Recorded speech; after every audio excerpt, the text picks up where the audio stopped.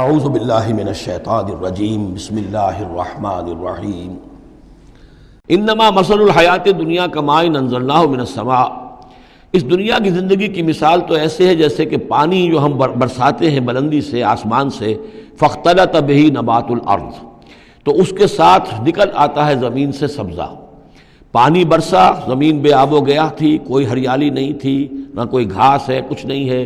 بارش کے بعد جو ہے زمین کے اندر سے ہی پھر وہ ہریاول ابھر کر آ گئی ہے۔ فاختلط بہ نبات الارض، نبات تو زمین میں موجود تھی، اس کو نکالنے کا ذریعہ پانی بنا ہے۔ مما یاکل الناس، جس میں سے کہ لوگ بھی کھاتے ہیں، والانعام، اور جو چوپائے ہیں اور حیوانات ہیں وہ بھی کھاتے ہیں۔ حتی اذا اخذت الارض زخرفہا، یہاں تک کہ جب زمین خوب اپنا سنگھار کر لیتی ہے۔ اب یہ دیکھیے بڑی خوبصورت الفاظ ہیں۔ زمین جب اس میں سرسبز ہے، شاداب ہے، کہیں آپ نے دیکھا کہ کہیں جو ہے وہ سرسوں کے پھول ہیں، وہ پیلا گہنا جو ہے اس نے پہنا ہوا ہے، تو قرآن مجید نے لفظ استعمال کیا جب وہ اپنا پورے طرح سنگھار کر لیتی ہے۔ حتی اذا اخذت الارض زخرفہا، وہ اپنی پوری رونق اور چمک دمک حاصل کر لیتی ہے، وزینت، اور خوب مزین ہو جاتی ہے، سولہ سنگھار کر لیتی ہے۔ وظن اہلھا انہم قادرون علیہا، اور اس زمین کے مالک جو ہوتے ہیں وہ سمجھتے ہیں کہ اب ہم اس پر قادر ہیں، یعنی فصل ہماری تیار ہے، بس اب کل دو دن کی بات ہے یا پرسوں کاٹنی شروع کریں گے، اب ہم جا کے کھتے بھر لیں گے یا اناج لے جائیں گے یا پھل لے جائیں گے۔ لیکن کیا ہوتا ہے، اتاہا امرنا لیلا و نہارا، کہ اچانک ہمارا ایک حکم آتا ہے اس کھیتی پر یا اس باغ پر، رات کے وقت یا دن کے وقت، فجعلناہا حصیدا کأن لم تغن بالامس، اور ہم اس کھیتی کو یا اس باغ کو ایسا کر دیتے ہیں کہ جیسے وہ کھیت کٹ چکا یا باغ اجڑ چکا، جیسے کہ وہ تھا ہی نہیں۔ ساری ان کی محنت اکارت گئی، ساری ان کی امیدیں جو ہیں پانی پھر گیا۔ یہی معاملہ انسان کا ہے، محنت کرتا ہے، مشقت کرتا ہے، لیکن جب وقت آئے گا موت کا، جب آنکھ کھلی گل کی تو موسم تھا خزاں کا، تو معلوم ہوگا کہ کچھ بھی نہیں ہے۔ کذالک نفصل الآیات، اسی طرح ہم اپنی آیات کی تفصیل کرتے ہیں، لقوم یتفکرون، ان لوگوں کے لیے جو غور و فکر سے کام لیں۔ واللہ یدعو الی دار السلام، اور دیکھو اللہ بلا رہا ہے تمہیں سلامتی کے گھر کی طرف۔ ویہدی من یشاء الی صراط مستقیم، اور وہ ہدایت دیتا ہے جس کو چاہتا ہے، اور یا ہدایت دیتا ہے جو ہدایت کا طالب ہوتا ہے اس کو، الی صراط مستقیم، سیدھے راستے کی طرف۔ للذین احسنوا الحسنی وزیادہ، وہ لوگ کہ جو احسان کی روش اختیار کریں گے، بھلائی کی روش اختیار کریں گے، انہیں حسنہ ہی ملے گا، انہیں بدلہ بھی بہت اچھا ملے گا، بس زیادہ بلکہ اور بڑھ کر ملے گا۔ ولا یرحق وجوہہم قتر ولا ذلہ، اور ان کے چہروں پر نہ مسلط ہوگی نہ سیاہی نہ رسوائی نہ ذلت۔ اولئک اصحاب الجنہ، یہ ہوں گے جنت والے، ہم فیہا خالدون، اس میں ہمیشہ ہمیشہ رہیں گے۔ والذین کسبوا السیئات، اور وہ لوگ کہ جنہوں نے برائیاں کمائیں، جزاء سیئۃ بمثلہا، ان کے لیے بدلہ ہوگا سیئۃ، برائی ہی کا اسی جیسا، زیادہ نہیں ہوگا، اسی جیسا۔ وترہقہم ذلہ، اور ان کے اوپر ذلت اور ندامت جو ہے اس کے سائے ان کے چہروں پر پڑے ہوئے ہوں گے۔ ما لہم من اللہ من عاصم، نہیں ہوگا انہیں اللہ کی پکڑ سے کوئی بھی بچانے والا۔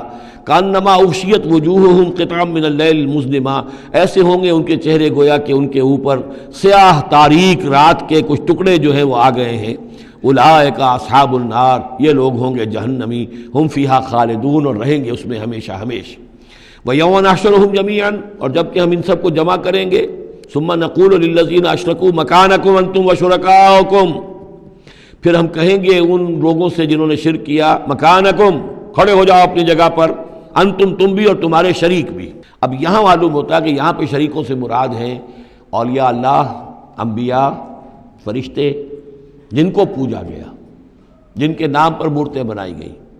یعنی ایک تو ہے کہ جو ہوائی ہیں، لات منات عزا کون ہے کچھ پتہ نہیں، لیکن یہ کہ بہرحال جیسے کہ حضرت نوح علیہ السلام کی قوم جن کو پوجتی تھی وہ بھی اولیاء اللہ تھے۔ ود اور سواع، وہ آئے گا جب ہم سورہ نوح پڑھیں گے۔ پچھلے زمانے کے اولیاء اللہ تھے، نیک لوگ تھے، ان کے انہوں نے بت بنا لیے۔ ہمارے ہاں وہ بت نہیں بنتے، قبریں پوجتی ہیں۔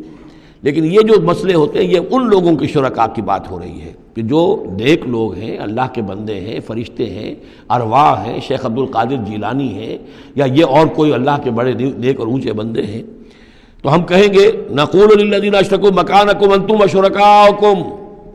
اب دیکھ لیجئے یہاں یہ خیال نہ ہو کہ یہ لوگ جو ہیں اتنے اونچے رتبے والے ہوں گے، ان سے ایسے کیسے خطاب ہو جائے گا۔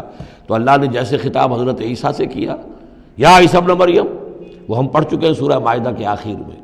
تو الرب رب وَإِن تنزل والعبد عبد وَإِن ترقى، تو شان جو ہے اللہ کی وہ تو بہرحال بہت بلند ہے۔ فَزَيَّلْنَا بَيْنَهُمْ، تو ان کے درمیان ہم سارے رشتے منقطع کر دیں گے۔ وَقَالَ شُرَكَاؤُهُمْ مَا كُنتُمْ إِيَّانَا تَعْبُدُونَ، وہ جو ان کے شریک تھے جن کو وہ ان شریک سمجھ کر پوج رہے تھے، معاذ اللہ وہ بری تھے۔ شیخ عبد القادر جیلانی بری ہیں اس شرک سے جو ان کے لیے ان سے دعائی کرنے والے، استغاثہ کرنے والے جو کچھ کر رہے ہیں شرک، اس سے شیخ عبد القادر جیلانی رحمۃ اللہ علیہ بری ہے۔ یا کوئی بھی کسی مزار پر جا کر کوئی غلط حرکتیں کرتا ہے تو صاحب مزار کے اوپر اس کا کوئی وبال نہیں ہے، وہ تو اپنی زندگیاں گزار گئے۔ تلک امۃ قد خلت لہا ما کسبت ولکم ما کسبتم، وہ تو ظلم ہو رہا ہے ان کے اوپر، وہ تو الٹا مقدمہ دائر کریں گے۔